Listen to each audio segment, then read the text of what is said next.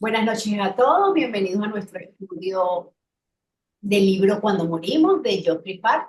Comenzamos hoy con el capítulo 5, la lucha de la muerte y el estado de gestación.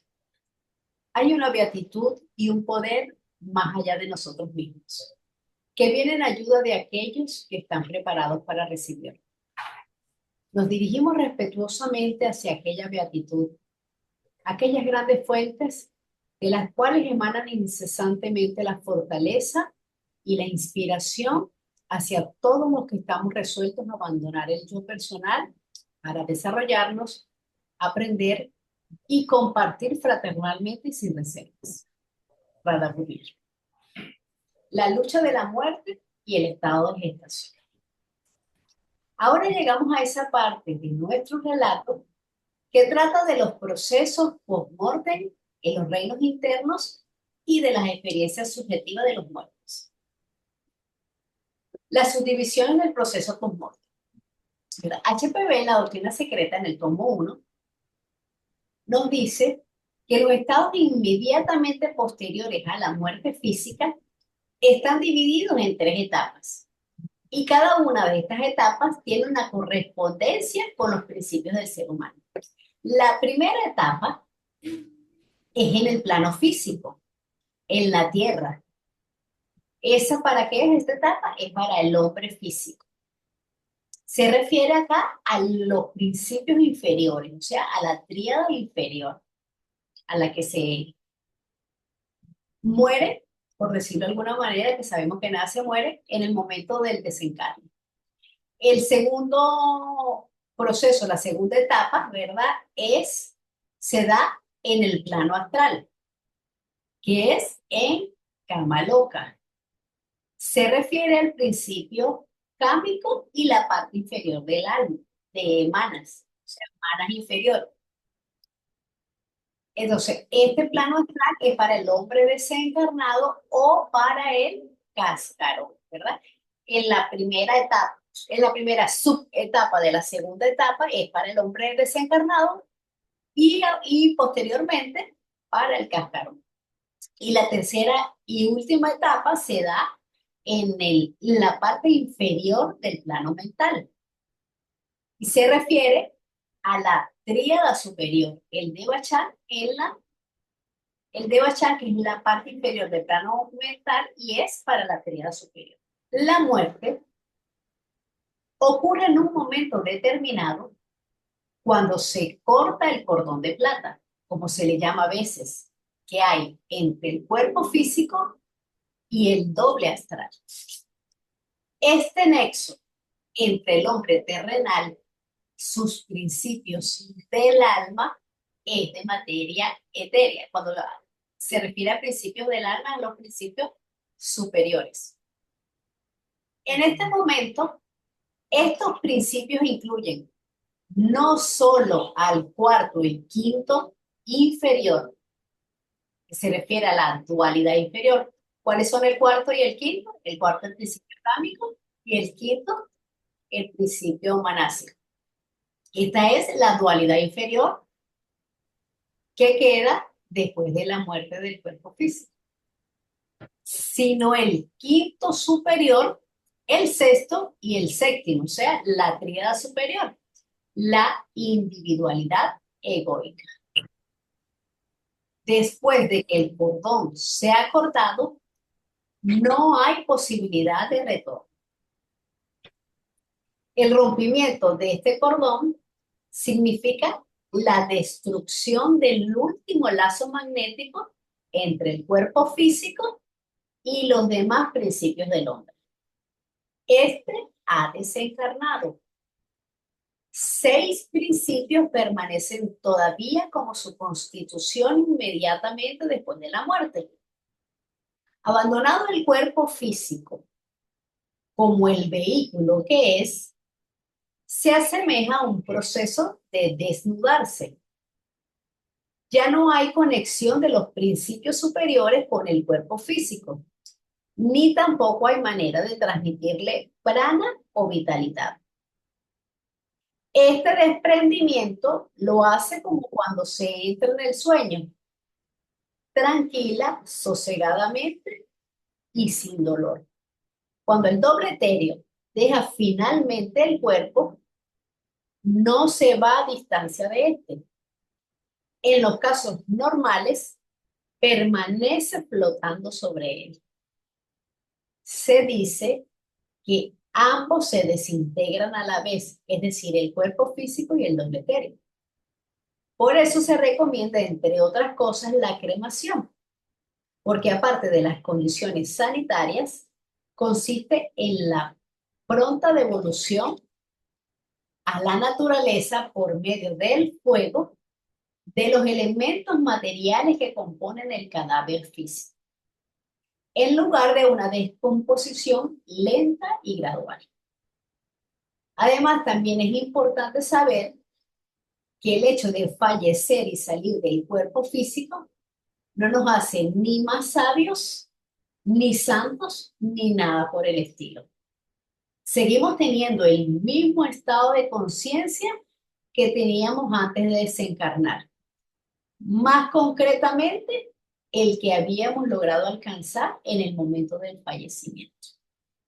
El hombre, como hemos visto, queda inconsciente de repente y el doble astral, segundo principio, junto con el cuerpo físico, primer principio, empieza a desintegrarse. La vida que los coordinaba a los dos ha desaparecido. Es esta retirada de la vida de la persona del cuerpo físico lo que inhibe la acción del cerebro. Entonces muere.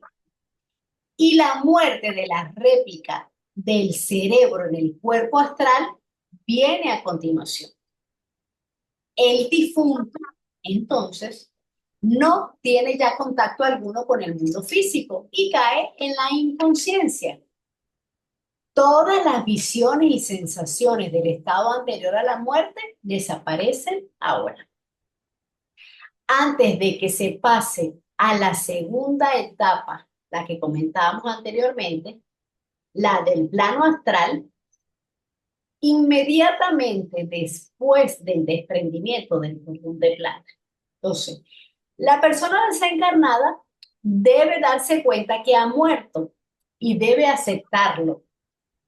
Todo esto antes de que pase al siguiente plano, ¿a cuál? A cama loca, el plano astral. Entonces, la persona debe darse cuenta que ha muerto y debe aceptarlo. Se dice que las personas que han cultivado su espiritualidad no tienen demasiado problema al respecto. Pero el ser humano promedio no se da cuenta que ha dejado su cuerpo físico y por diferentes motivos tienen dificultades para aceptar este hecho. Quien no sabe, no se da cuenta que ha dejado su cuerpo físico. Sigue con su vida. Por supuesto que se trata de una ilusión. Recrea el entorno en el que ha vivido, deambula por lugares que le resultan familiares, se ve a sí mismo como cuando aún tenía el traje físico.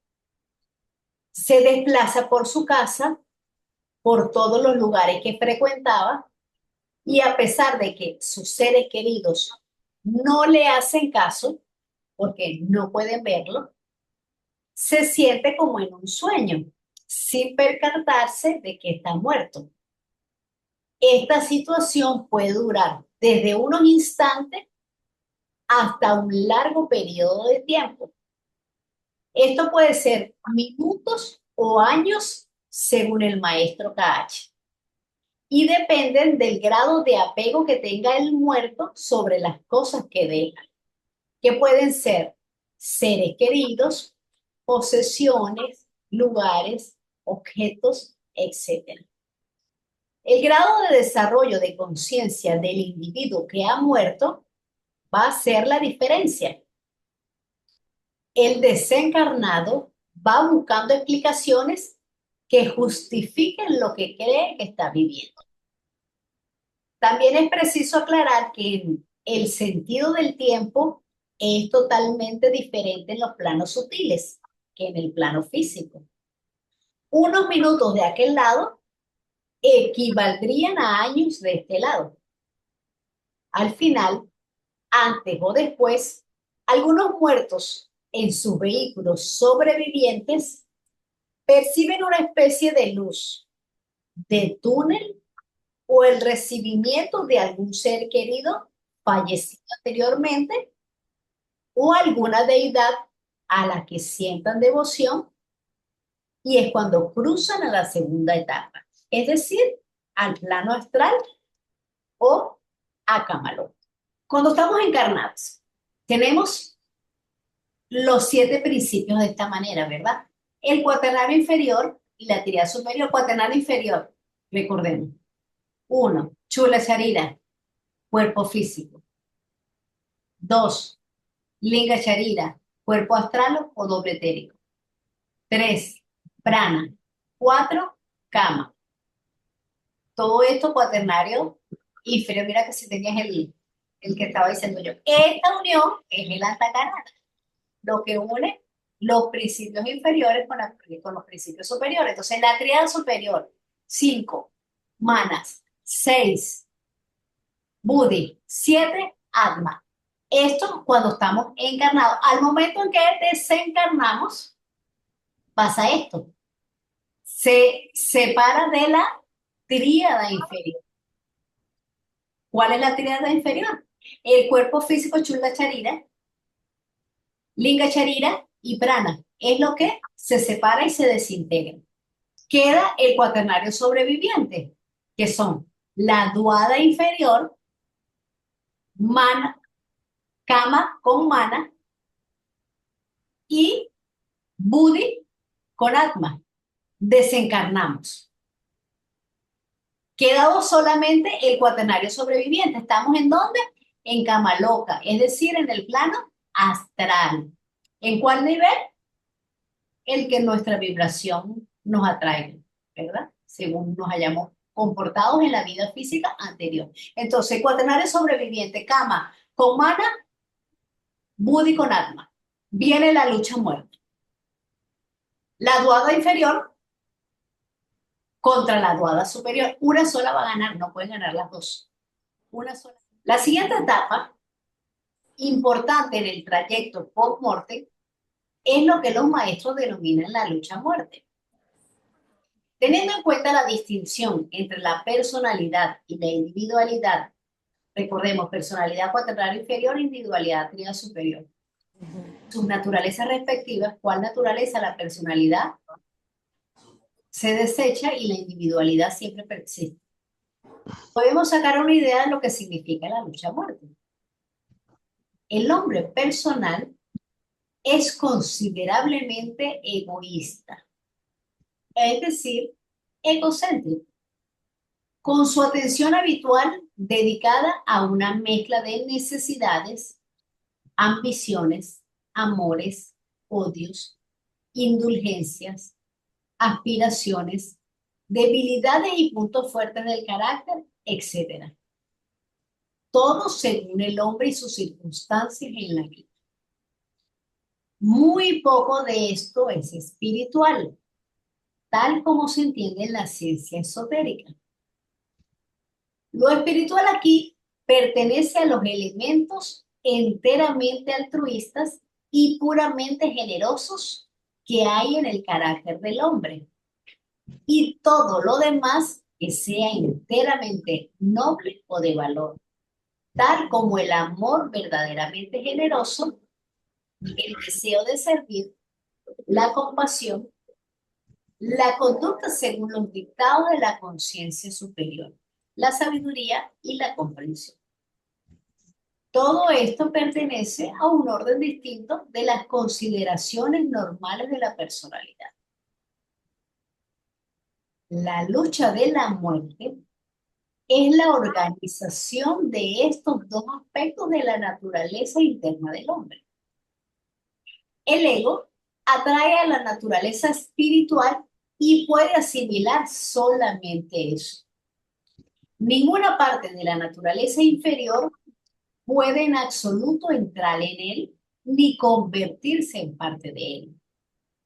Lo burdo de la personalidad, esencialmente egoísta, permanece con lo que queda en el mundo interno de la personalidad.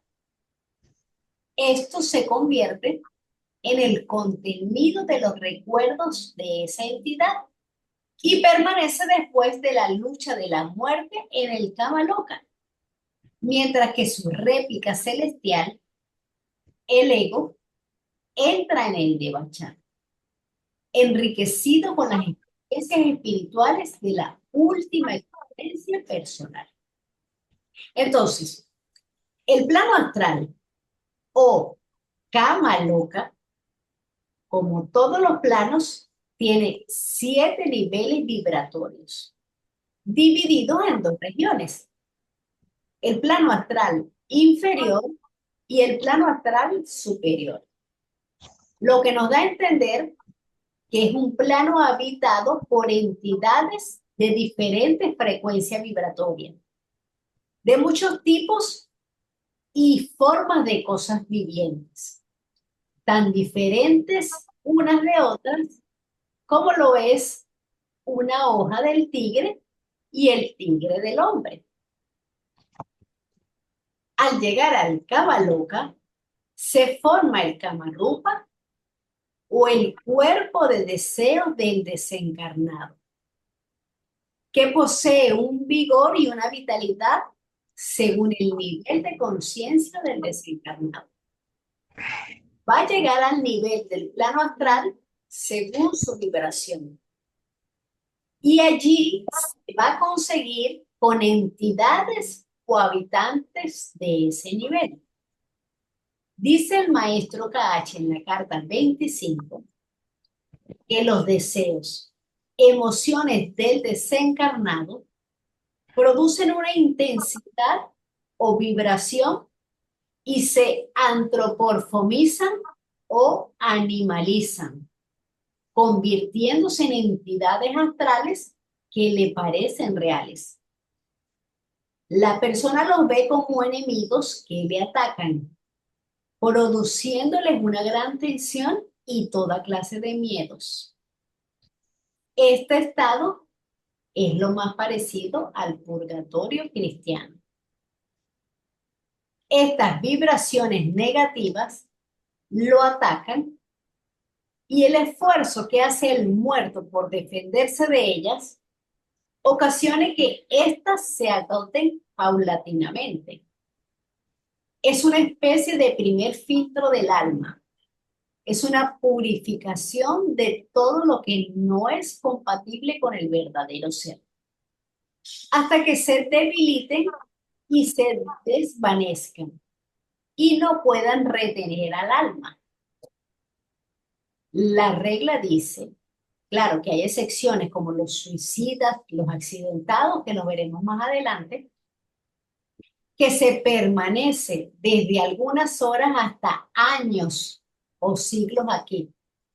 Algunos permanecen larguísimo tiempo anhelando la vida terrestre que abandonaron y los goces animales que no pueden disfrutar de una manera directa por la ausencia del cuerpo físico.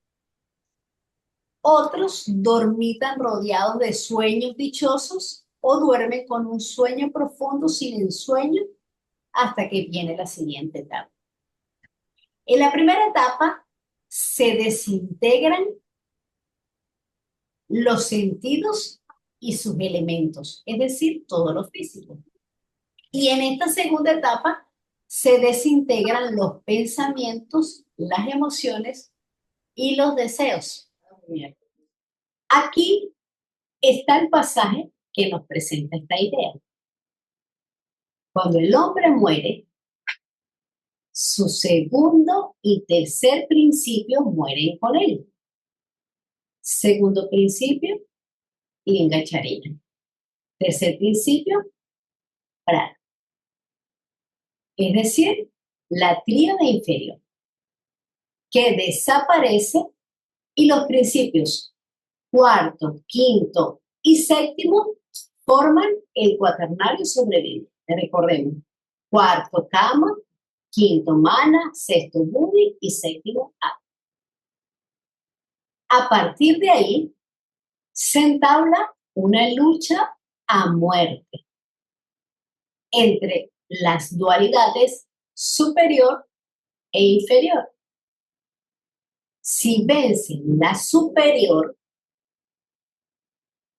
el sexto principio, habiéndose atraído la quinta esencia del bien del quinto, sus más nobles afectos, sus más santas, aunque terminales aspiraciones, y las partes más espiritualizadas de su mente, sigue a su divino mayor, el sexto, al estado de gestación. Y el quinto y el cuarto quedan asociados como cascarón vacío. La expresión es totalmente correcta, que vagará por la atmósfera terrestre con la mitad de la memoria personal desaparecida y con los instintos más brutales plenamente vivos durante algún tiempo. En una palabra, como un elementario. Este, es decir, el elementario, es el ángel guía del medio común. Si por el contrario es la dualidad superior la que queda vencida, entonces es el quinto principio el que asimila todo lo que puede haber quedado en el cesto de recuerdos y percepciones personales de su individualidad personal. Tenemos, ¿verdad?, las dos subdivisiones de lo que es la constitución septenaria del hombre. El cuaternario inferior, que constituye la personalidad, y la tríada superior, que constituye la individualidad. Recordemos que el cuaternario inferior es perecedero. La tríada superior es eterna. El cuaternario inferior está compuesto por Chula Charira, o el cuerpo físico, Linga Charira, el doble astral, Prana y Kama, que son los deseos y pasiones. Al momento del desencarne o muerte del cuerpo físico, bueno, muerte, ya todos sabemos que no hay muerte, sino que hay desintegración de todos los componentes que formaban ese organismo, pero cada vez que diga muerte, pues ya sabemos que simplemente es desintegración de lo que constituye un organismo. Entonces, a lo que el cuerpo físico muere, hay un desencarne, ¿verdad? Los principios superiores abandonan este cuerpo físico. El Linga Charira, doble astral, o el doble etérico junto con prana y el principio vital, desaparecen. Estos tres conforman la tríada inferior que desaparece. Perdón. Queda el cuaternario sobreviviente. ¿Por qué cuaternario sobreviviente? Porque queda la duada inferior conformada por el cuarto principio, Kama junto con Mana inferior, la duada inferior. Y queda la duada superior, Atma con Buddhi. Y este sería el cuaternario sobreviviente. Entonces, aquí tenemos la duada inferior. Esto es el cuaternario sobreviviente, porque ya la tríada física se desechó. Duada inferior, compuesta por Kama y por Mana. La duada superior 6 y 7, es decir, Buddhi y Mana.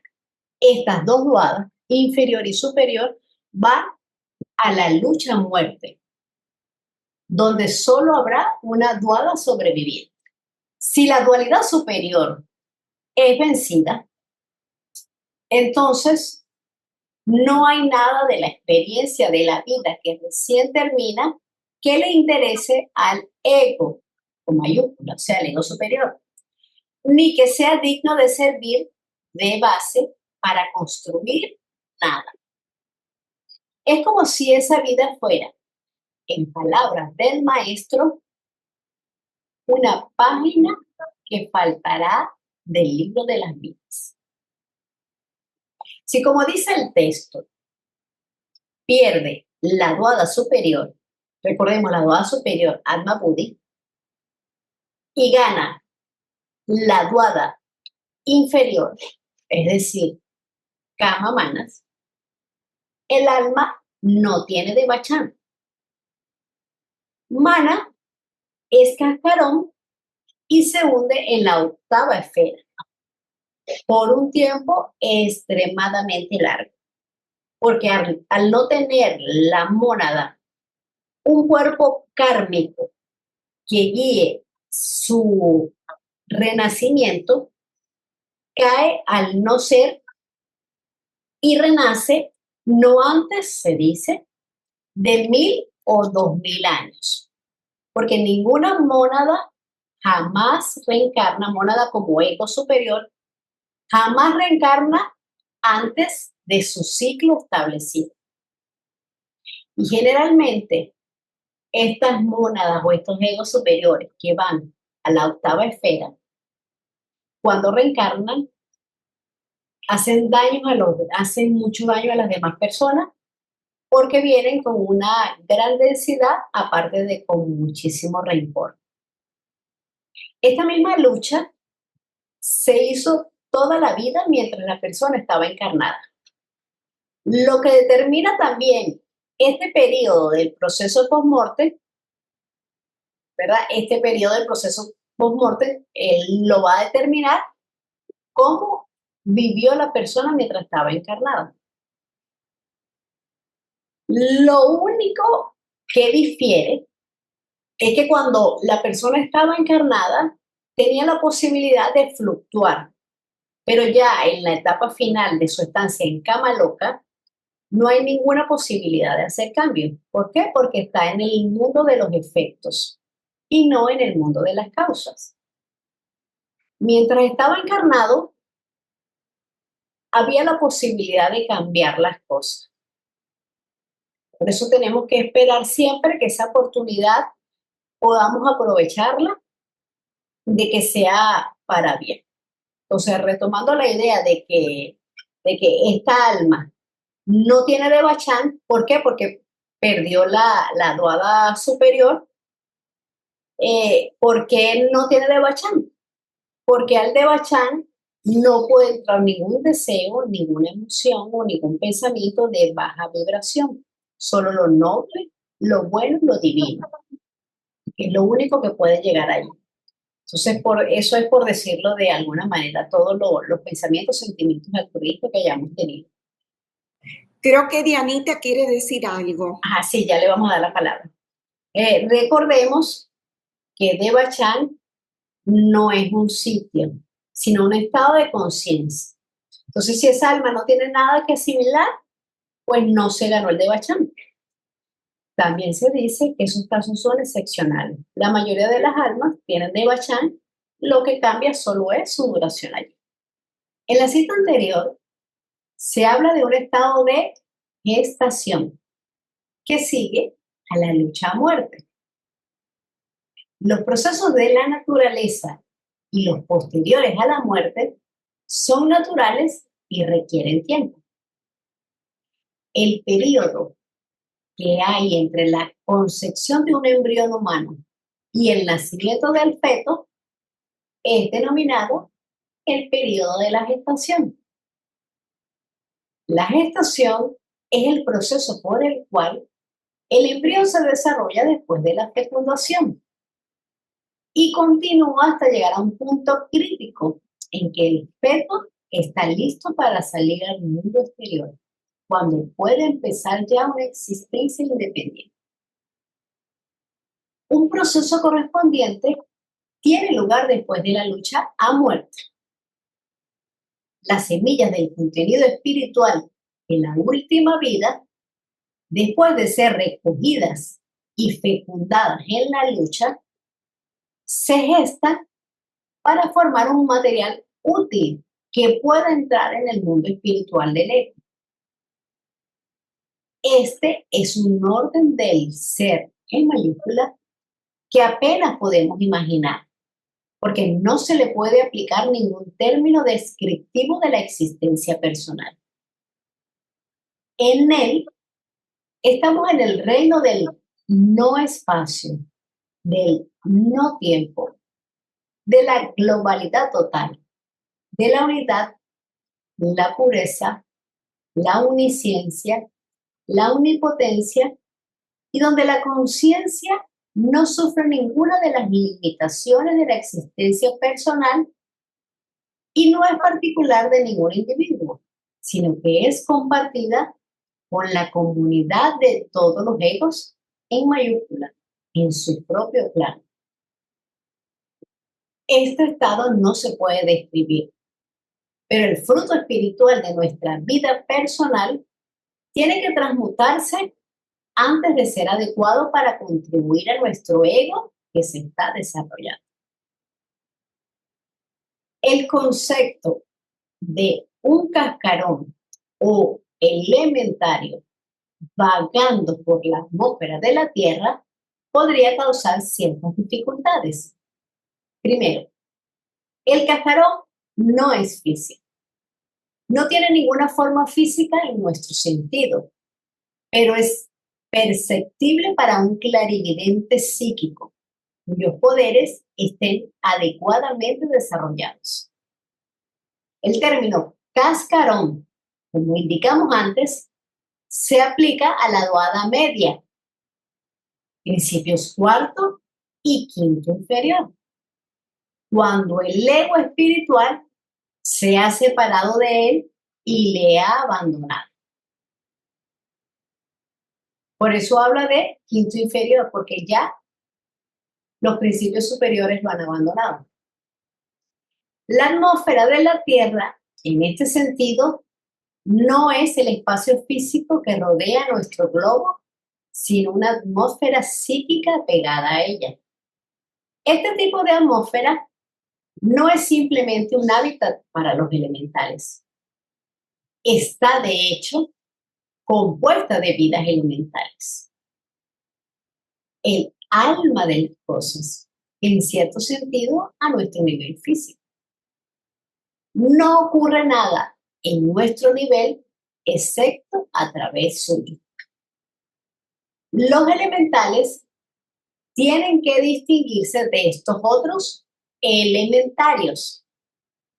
Estos últimos son cascarones, restos psíquicos de los hombres después de que el ego les ha abandonado. Y no tienen ni conciencia ni moralidad. Son totalmente irresponsables y manifiestan, cuando lo hacen, lo peor de la naturaleza humana. Recordemos lo que es un cascarón, un elementario y un elemental. Un cascarón son los componentes emocionales y mentales en proceso de disolución. Se forman con cama y manas inferior o la duada inferior sobreviviente. Luego que en la segunda muerte los principios superiores pasan al Devachan. Este cascarón podrá convertirse en un elementario. Ahora, ¿qué es un elementario? El glosario teosófico nos dice que propiamente son las almas desencarnadas de las personas depravadas. Se dice, según el glosario teosófico, que estas almas, antes de su muerte, separaron de sí mismas sus principios superiores. Pero hay otra literatura también, otro concepto un poco diferente, donde los consideran como un cascarón, o sea, más o menos lo mismo, un cascarón y un elementario. O sea, un cadáver astral que ha perdido sus principios superiores, sin importar si eso fue antes o después de la muerte física. La diferencia es que estos, es decir, los elementarios en relación con el cascarón, son irresistiblemente atraídos a la Tierra a medios afines a su naturaleza grosera y burda. En condiciones normales no tienen conciencia propia, pero pueden recibir vitalidad de un medio, volviendo a la vida y conciencia de manera artificial. Los de las personas buenas es decir, los cascarones, tienen poca cohesión o atracción y se evaporan pronto. Los de los malvados duran un largo tiempo, pero al final invariablemente se desintegrarán. Y los elementales son fuerzas de la naturaleza.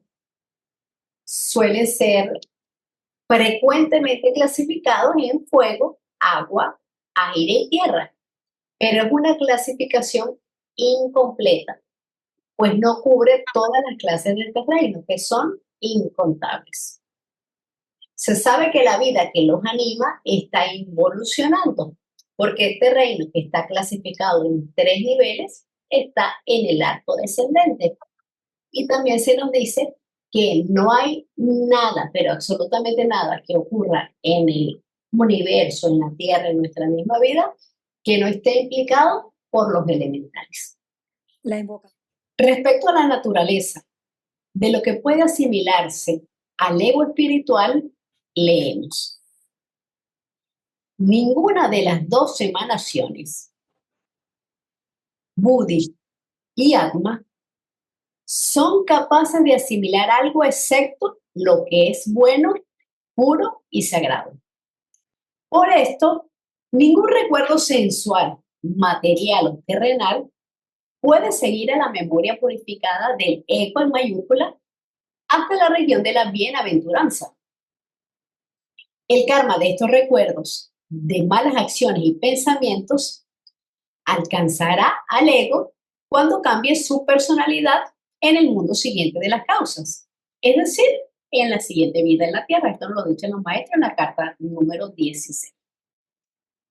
Lo que queda de la entidad personal en el caso en que no hubiera suficiente materia puramente espiritual asimilable por los principios superiores, no permanece en el Kama Loka, sino más bien,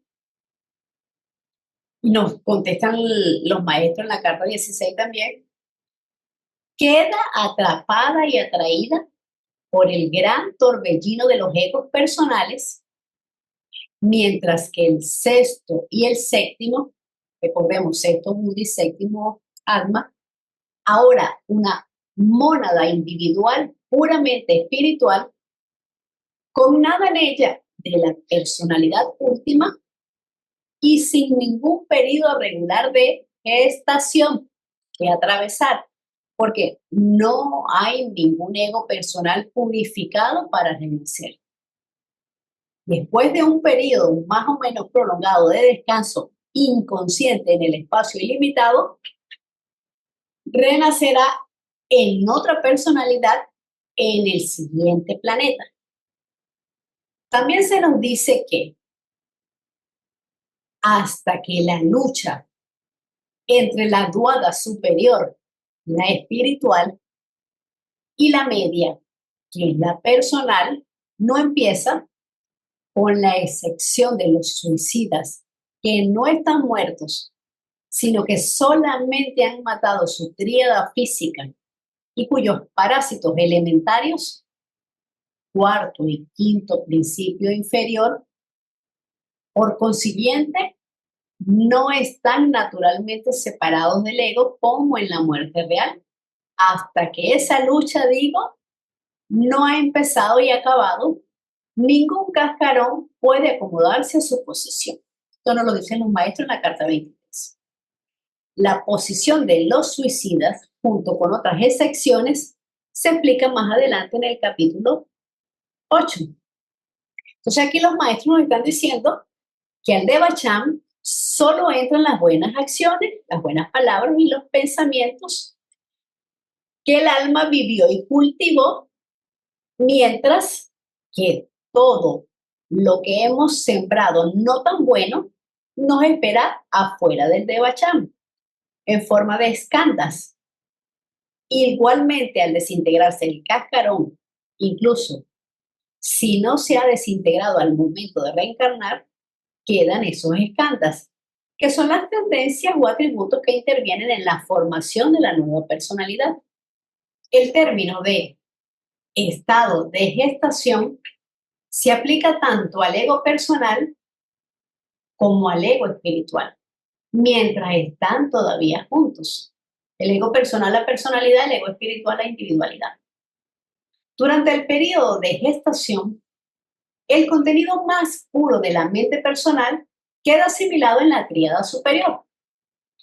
Durante este tiempo, y mientras el ego, en mayúscula, o sea, el espiritual, está todavía pegado a la duada media en el kama loka, la inconsciencia reina tanto en el ego espiritual como en los principios kama manásicos, que no han sido todavía abandonados por el ego en mayúscula y que se convierten en un simple cascarón. El proceso de gestación se ha descrito de la manera siguiente. El kama loka puede compararse con el camerino de un actor, en el cual éste se desviste del traje del último papel que ha representado antes de volverse a convertir en sí mismo propiamente, en el ego inmortal o el peregrino, que va haciendo su trayecto por la ronda de las encarnaciones. El ego eterno, después de haberse desnudado en el kama loka de sus principios terrenales inferiores, con sus pasiones y deseos, entra en el estado de Devachan. Y por esto se dice que solamente las emociones puramente espirituales y no materiales, los afectos y aspiraciones de esa clase, acompañan al ego hasta ese estado de bendición. Pero el proceso por el que se desnuda de los principios inferiores del cuarto, o sea, kama, y de parte del quinto, mana, es un proceso inconsciente en todos los seres humanos normales. Diana aquí lo dice. Es un proceso inconsciente, o sea, estamos dormidos en ese momento. Solo en casos muy excepcionales hay un ligero retorno a la conciencia en el kama loka. Y este es el caso de las personalidades muy materialistas y nada espirituales que, vacías de las condiciones requeridas, no pueden entrar en el estado de descanso y bendición absolutos. Respecto a la conciencia del cascarón después del estado de gestación, tenemos: cuando los principios sexto y séptimo se han ido, llevándose consigo las partes más refinadas y espirituales de lo que una vez fue la conciencia personal del quinto, solamente entonces el cascarón empieza a desarrollar gradualmente una especie imprecisa de conciencia propia a partir de lo que queda en la sombra de la personalidad. Entonces, los principios que van al Devachan son el séptimo, Atma, el sexto, Buddhi, y el quinto, Manas. Pero Manas no como una dualidad, sino como uno solo, un principio completo. Y el cascarón queda con los restos de la mente inferior y con los deseos y emociones. Por eso se dice que tiene una especie de conciencia, digo el cascarón. El cascarón no tiene alma ni tiene mente.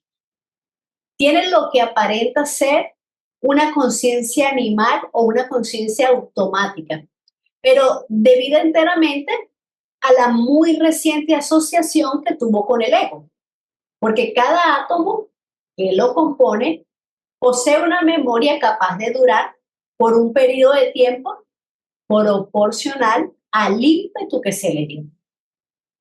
El cascarón flota de un lugar a otro sin ninguna voluntad propia, sino gobernado enteramente por atracciones en los campos astrales y magnéticos. Entonces, los cascarones recobran como una especie de memoria y una apariencia de conciencia de sí mismo. Pero cuando el quinto y el sexto se han ido. Y este punto se volvió a tocar en otro lugar con la siguiente pregunta. Entonces, ¿cuál es la naturaleza del recuerdo y de la autoconciencia del cascarón? La respuesta. Todo lo que pertenece a los atributos y sensaciones materiopsicológicos de los 5 escandas inferiores, todo lo que será arrojado como desperdicio por el ego en mayúsculas recién nacido en el Devachan, por ser indigno y por no estar suficientemente relacionado con las percepciones, emociones y sentimientos puramente espirituales del sexto principio, es decir, Buddhi, reforzado y, por así decirlo, cimentado por una parte del quinto, manas, esa parte que es necesaria en el Devachan para la retención de un concepto divino y espiritualizado del yo como individualidad. En la mónada, tal cual, de no ser así, no tendría conciencia alguna respecto al objeto y al sujeto.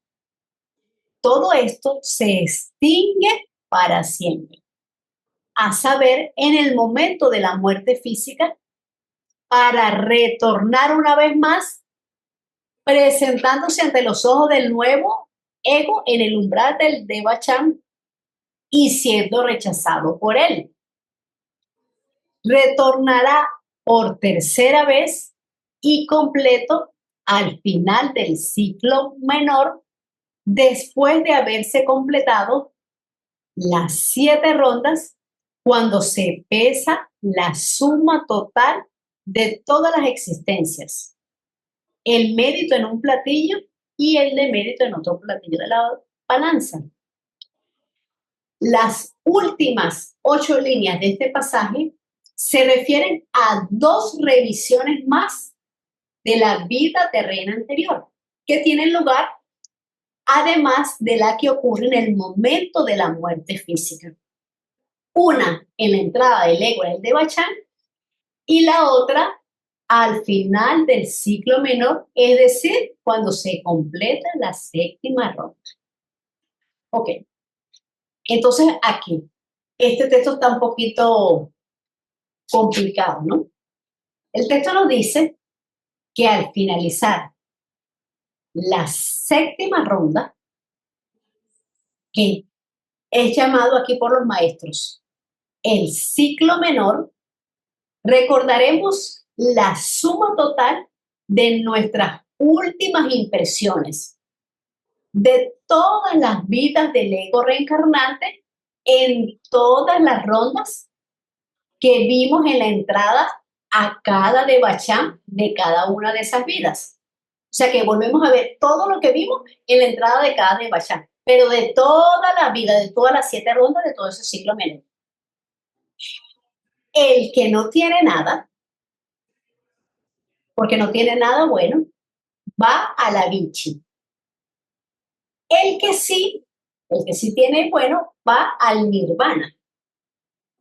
Mientras dure el Pralaya, para luego, en el siguiente Manvantara, retomar en el mismo nivel de evolución que quedó. Entonces, recordemos que el periodo asignado para ascender o lograr un estado evolutivo más elevado es un Manvantara planetario. Se nos ha hablado solamente de 10 jerarquías o 10 escalas de vida o reinos que hemos visto anteriormente. Un Manvantara planetario equivale a 7 rondas o un periodo cíclico de globo A al G, 7 veces. Es decir, una ronda es un circuito sobre y a través de cada uno de los 7 globos. Cada globo del A al G tiene 7 razas raíz, que a su vez tienen 7 subrazas raíz. El Manvantara termina en la 7ª subraza raíz de la 7ª raza de la 7ª ronda del 7º globo. Una raza es una etapa de evolución de la humanidad. La humanidad se desarrolló plenamente como la conocemos en la cuarta ronda. En la tercera raza raíz, a finales, se le dio la mente. En la raza Lemuria. Actualmente estamos en la quinta subraza de la quinta raza, o sea, la raza Aria. En la cuarta ronda del cuarto globo, o sea, el D, de la cadena planetaria terrestre. Estamos en el punto medio y en el punto más denso del proceso evolutivo. Y es necesario el paso o completar todo el periodo cíclico para poder ascender al próximo peldaño. Es decir, las entidades del reino mineral deben pasar por las 7 rondas de las fases evolutivas con sus respectivas divisiones y subdivisiones para poder pasar al siguiente escalón, que es el reino vegetal, y así sucesivamente todos los reinos. Los reinos inferiores al ser humano siguen su jornada cíclica de acuerdo a los patrones establecidos para ellos, con una evolución inconsciente por todo el Manvantara. Y los Dhyanis y Chohanes son los que regulan las leyes de todo el proceso, mientras ellos también continúan su propio avance. Respecto a la naturaleza de la conciencia de los cascarones o elementarios, como se denomina a veces a los principios cuarto, kama, y medio del quinto, manas, privados de la tríada superior, Atma, Buddhi y mana completa, se ha explicado lo siguiente, y nos lo dicen los maestros en la carta 23. Tal como le dije en su nota, no es nada más que una luz reflejada o tomada a préstamo. La memoria, entre comillas, es una cosa, y las facultades de percepción, también entre comillas, algo muy distinto. Un loco puede recordar con gran claridad algunas partes de su vida pasada. Sin embargo, es incapaz de percibir algo en su verdadera luz, porque la parte superior de su manas y de su buddhi están en él paralizadas. Lo han abandonado. Se le pidió al maestro más información respecto al grado y a la cualidad de la conciencia del cascarón. Un recuerdo más o menos completo y todavía tenue de su personalidad y de su vida puramente física, como en los casos de la locura completa. El corte final de las 2 duadas superiores, 7, 6, es decir, Atma y Buddhi, y 5 y 4, manas y kama. En el momento de que el primero pasa a la gestación, es decir, la duada superior, 7, 6, crea un golfo impenetrable entre los dos. No es ni siquiera una parte del quinto lo que se va. El manas, privado de sus mejores atributos, se convierte en algo parecido a una flor, de la cual ha desaparecido de repente todo el aroma, como una rosa aplastada, de la cual han extraído la fuerza todos sus aceites con fines industriales. Y lo que queda no es sino el olor a hierba putrefacta, a tierra y a podredumbre. Estos cascarones son para todo aquel que tenga el privilegio de disfrutar de una hora de charlas con los activos ángeles desencarnados, los cascarones, más parecidos a los moradores de un manicomio, que tienen que representar un papel en una obra de teatro privada, como medida de profiláctica diversión, que a los Césares y Hamlets que quieren representar. El más ligero contratiempo les hará desequilibrarse y salir corriendo. Esto nos lo dicen los maestros también en la carta 23. Esta última frase es una referencia al tipo de material que se recibe a través de los medios en las sesiones espiritistas. Está incluida aquí para indicar la naturaleza de las entidades que nos llegan y la clase de credibilidad que deberíamos darle a estos mensajes. Entonces, los cascarones, como están compuestos de la parte inferior de manas, pues tienen un recuerdo de lo que fue vivido y experimentado cuando estaba en el cuerpo físico. Por eso, cuando se comunican a través de los medios, que por supuesto no debe hacerse, relata esas experiencias o conocimientos y creen que están comunicándose con ese ego. Pero allí ya no está, porque el ego está en el Devachan. Ya los principios superiores o la duada superior abandonó a la duada inferior, que se convierte en cascarón, que no tiene, como nos dice el maestro en su carta, ni facultades de percepción ni verdadera luz. Es como dice el texto, la flor marchita. No estará consciente que ha sido abandonado por la individualidad, es decir, el cascarón, ya que solo se contempla él mismo. En general, el cascarón es una forma vacía. Entonces el cascarón no tiene alma ni mente, tiene lo que aparenta ser una conciencia animal o automática, debido enteramente a la muy reciente asociación con el ego, porque cada átomo que lo compone posee una memoria capaz de durar por un periodo de tiempo proporcional al ímpetu que se le dio. O sea, el cascarón flota de un lugar a otro sin ninguna voluntad propia, sino gobernado enteramente por la atracción de los campos astrales y magnéticos. Como dice el texto, que no tiene una luz propia, sino una luz prestada. Otra pregunta era, ¿es el cascarón consciente de perder algo que pueda sentirse como vida a medida que se va desintegrando gradualmente? La respuesta, no, no es consciente de esta pérdida de cohesión. Además, como esta sensación en un cascarón sería bastante inútil para los propósitos de la naturaleza. Sería difícil que fuera consciente de algo que nunca podría soñar siquiera, un medio o sus afines. Es vagamente consciente de su propia muerte física, aunque después de un prolongado periodo de tiempo y nada más. Las pocas excepciones a esta regla, los casos de grupos de medio éxito, de personas muy crueles, apasionadamente apegadas al yo personal, al yo inferior, o sea, la personalidad, ofrecen un verdadero peligro a los vivos.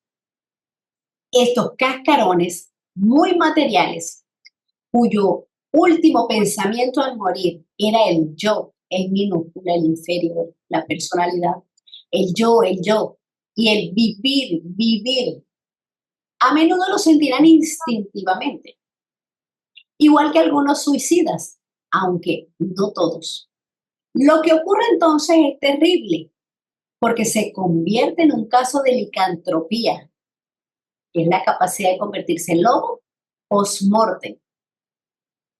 El cascarón se enganchará tan tenazmente a su semblanza de vida que buscará refugio en el nuevo organismo de cualquier bestia, en un perro, en una hiena o un pájaro.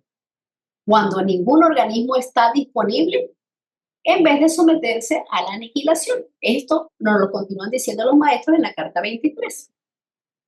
Este cascarón o elementario tiene varios grados. Algunos pueden ser inofensivos y otros muy perjudiciales.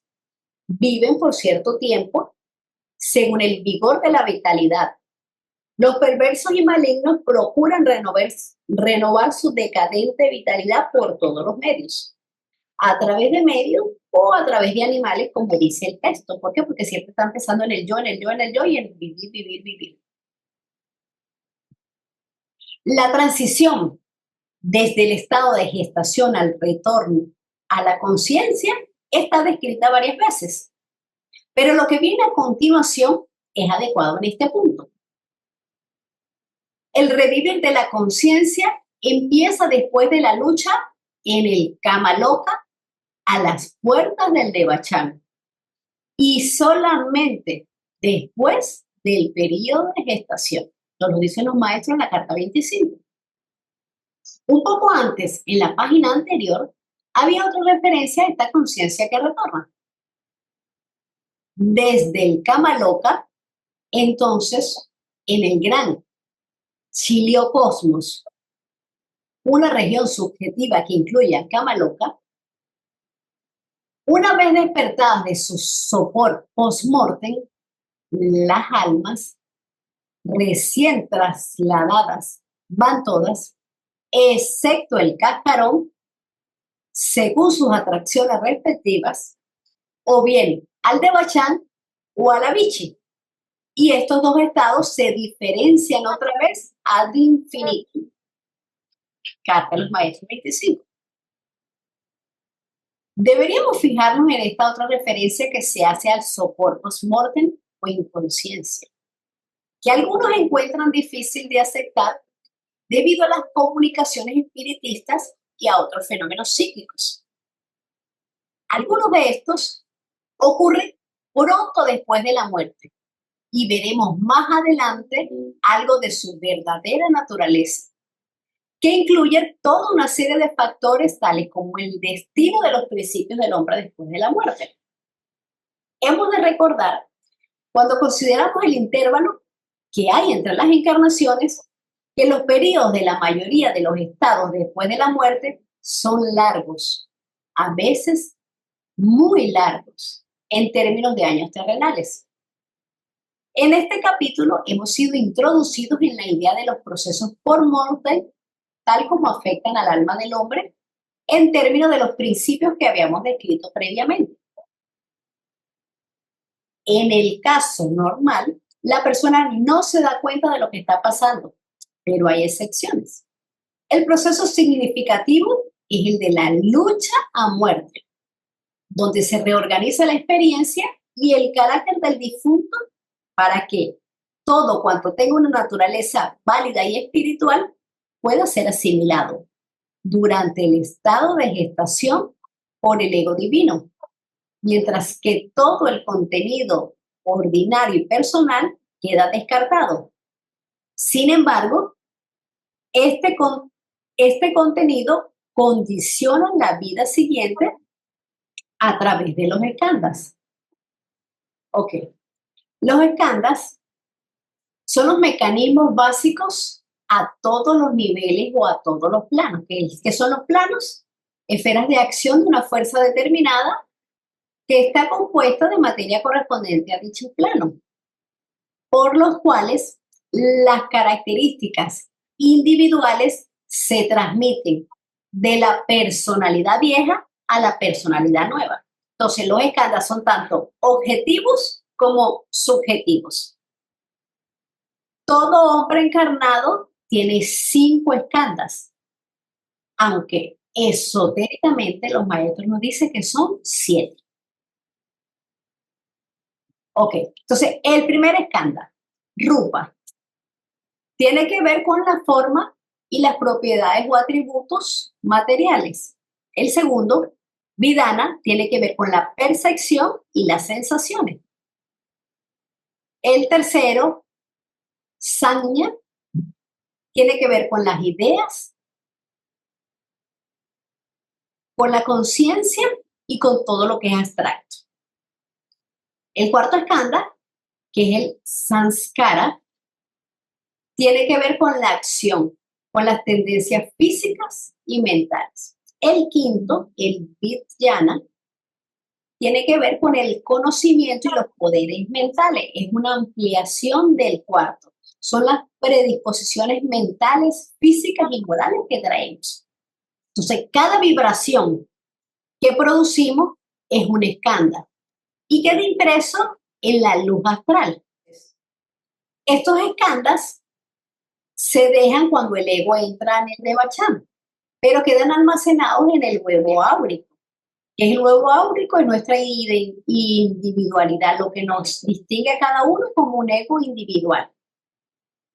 Pero cuando este ego sale del Devachan para una nueva encarnación son recogidos para nuestra nueva personalidad. Entonces, cuando hablamos de skanda, también hablamos de elementales, porque scan quiere decir levantarse. Entonces, corresponde al movimiento de levantarse que van haciendo esos elementales para volver a corporizarse en los diferentes planos.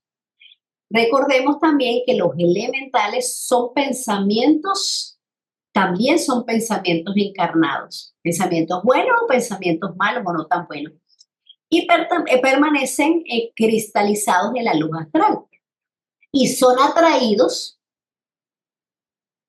de nuevo a la vida cuando el que lo originó vuelve a la vida terrestre. Los skandhas son kármicos y no kármicos. No son fijos. Hay algunos que sí y otros que no, porque hay unos que se pueden cambiar porque son tendencias. ¿Cómo hacemos? Primero los reconocemos y luego trabajamos en ellos. Entonces los elementales se pegan a esto como una enfermedad, por lo que son peligrosos para uno mismo y para los demás. Ellos, como comenté anteriormente, ellos están dormidos o inactivos o en un estado latente mientras estamos en las esferas o en los planos de los efectos. Y los dos skandhas esotéricos que nos dicen los maestros es Sakayaditi, que es el número 6, y Atavada, que es el número 7. Sakayaditi es la energía de la individualidad. O sea que estamos separados del alma del mundo. Y Atavada, que es el número 7, es la idea que estamos separados entre nosotros. O sea, la separatividad de uno con el otro y de entre nosotros mismos y con la unidad. Rupa, hablando de skandhas, ¿verdad? Se refiere al aspecto físico, el cuerpo, los órganos sensoriales, la materia en general. Es lo que toma forma en el mundo material. Es todo esto que vemos. El segundo, Vidana o Vedana, ¿verdad? Se trata sobre las sensaciones o sentimientos. ¿A qué se refiere?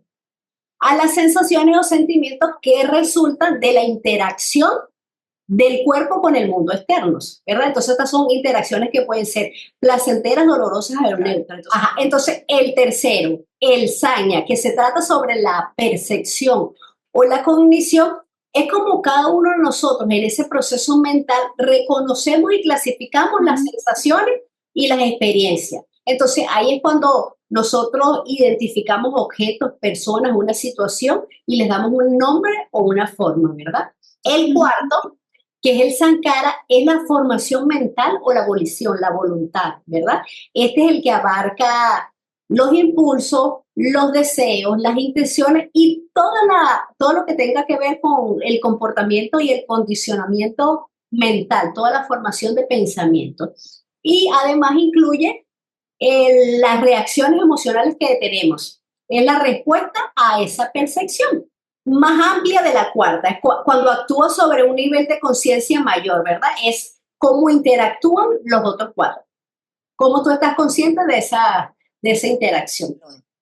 Los mundos de efectos no son locas o localidades, son la sombra del mundo de las causas, sus almas, mundos que poseen como los hombres sus 7 principios que se desarrollan y crecen simultáneamente con el cuerpo.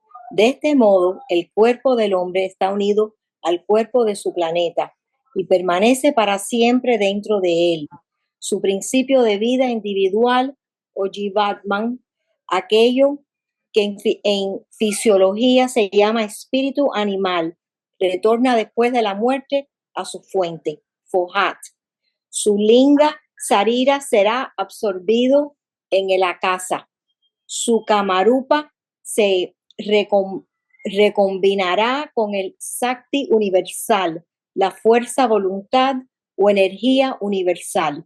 Su alma animal, tomada en préstamo del hálito de la mente universal, retornará a los Dhyan Chohanes, su sexto principio, ya sea absorbido o expelido por la matriz del gran principio pasivo debe permanecer en su propia esfera, ya sea como parte de material primario o bien como una entidad individualizada que más tarde renacerá en un mundo de causas más elevado. El séptimo lo llevará desde el Dewa Chain y seguirá al nuevo ego a su lugar de renacimiento. Cartas de los Mahatmas. Es cuestión de magia humanizar nuestras naturalezas con la compasión hacia toda la humanidad, igual que hacia todos los seres vivientes, en lugar de concentrar y limitar nuestros afectos en una raza predilecta. Pero pocos de nosotros podemos liberamos de la influencia de nuestra relación con la tierra y no podemos dejar de ser sensibles en grados diversos a las emociones y satisfacciones superiores y los intereses de la marcha común de la humanidad. Cartas de los Mahatmas. Comienzo con la invocación universal. Ok. Oh vida oculta que vibras en cada átomo. Oh luz oculta que brillas en cada criatura. Oh amor oculto que todo lo abarcas en la unidad. Que todo aquel que se sienta uno contigo sepa que, por lo tanto, es también uno con todos los demás.